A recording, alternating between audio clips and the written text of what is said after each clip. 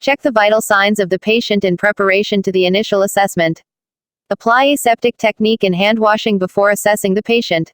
Sir, I'm going to perform range of motion exercises to you, for me to help and maintain and increase the mobility and flexibility of your joints. Also your muscle elasticity and contractility. Thoracic forward flexion.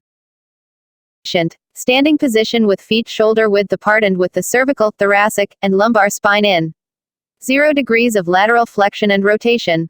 Stabilization. The examiner should stabilize the pelvis to prevent anterior tilting.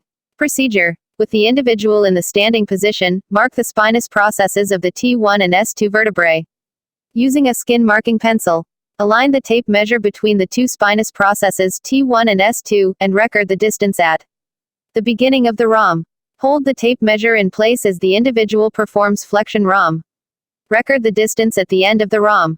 The difference between the first and the second measurements indicate the amount of thoracolumbar flexion ROM.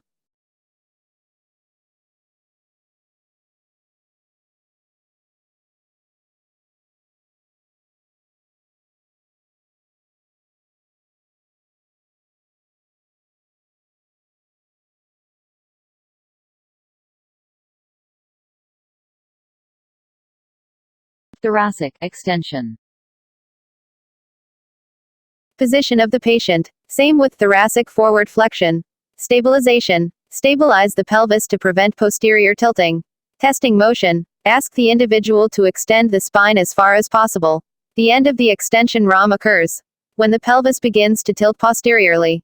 Procedure. Mark the spinous processes of the T1 and S2 vertebrae using a skin marking pencil.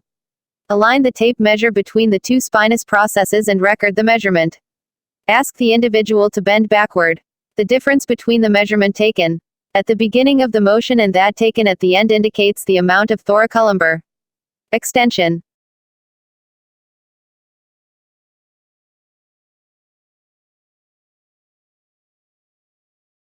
Thoracic extension, Sphinx position. Position of the patient. Prone lying. Stabilization. The examiner will stabilize the pelvis to prevent it from lifting up off the support surface.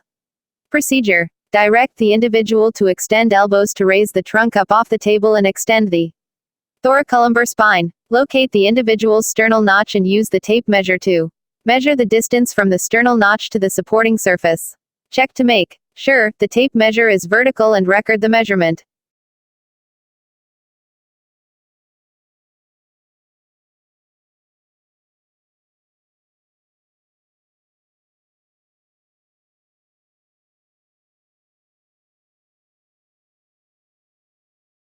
To test the movement of the vertebrae between T3 and T11, the patient sits with the fingers clasped behind the neck and the elbows together in front.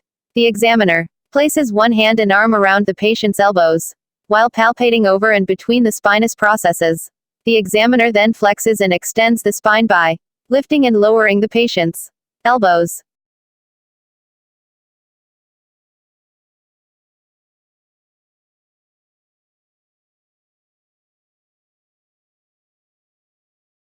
Thoracic lateral flexion. Position of the patient. Standing position with feet shoulder width apart and with the cervical, thoracic, and lumbar spine in 0 degrees of lateral flexion and rotation. Stabilization. Stabilize the pelvis to prevent lateral tilting. Testing motion. Ask the individual to bend to one side while keeping the arms in a relaxed position at the sides of the body. Both feet should be kept flat on the floor with the knees extended. The end of the motion occurs when the heel begins to rise on the foot opposite to the side of the motion and the pelvis begins to tilt laterally. Procedure. Mark the spinous processes of T1 and S2 vertebrae using a skin marking pencil. Center the fulcrum of the goniometer over the posterior aspect of the spinous process of S2. Align proximal arm so that it is perpendicular to the ground. Align distal arm with the posterior aspect of the spinous process of T1. Read the goniometer, remove, and record the measurement.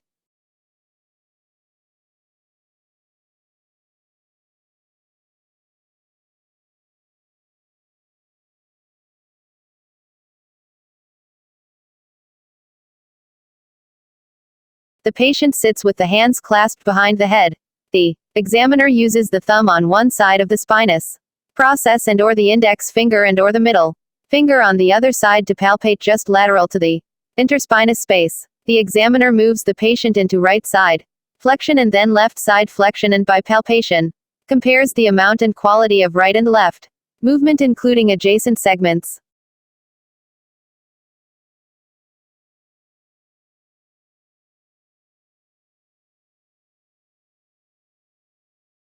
Thoracic rotation. Position of the patient. Place the individual sitting, with feet on the floor to help stabilize the pelvis. A seat, without a back support is preferred so that rotation of the spine can occur freely. Stabilization. Stabilize the pelvis to prevent rotation. Avoid flexion, extension, and lateral flexion of the spine. Testing motion. Ask the individual to turn the body to one side as far as possible, keeping the trunk erect and feet flat on the floor. Procedure. Seat the individual in a chair without a back. Center fulcrum of the goniometer over the center of the cranial aspect of the individual's head.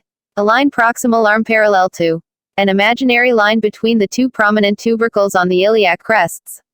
Align distal arm with an imaginary line between the two acromial processes.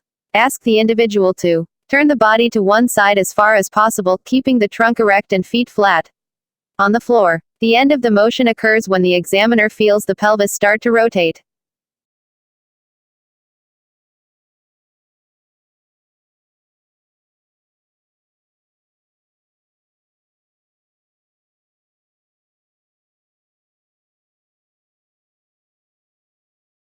And rotation of the trunk may be performed in a similar fashion to test these movements. For rotation, the examiner rotates the patient's shoulders to the right or left, comparing by palpation the amount and quality of movement of each segment as well as that of adjacent segments.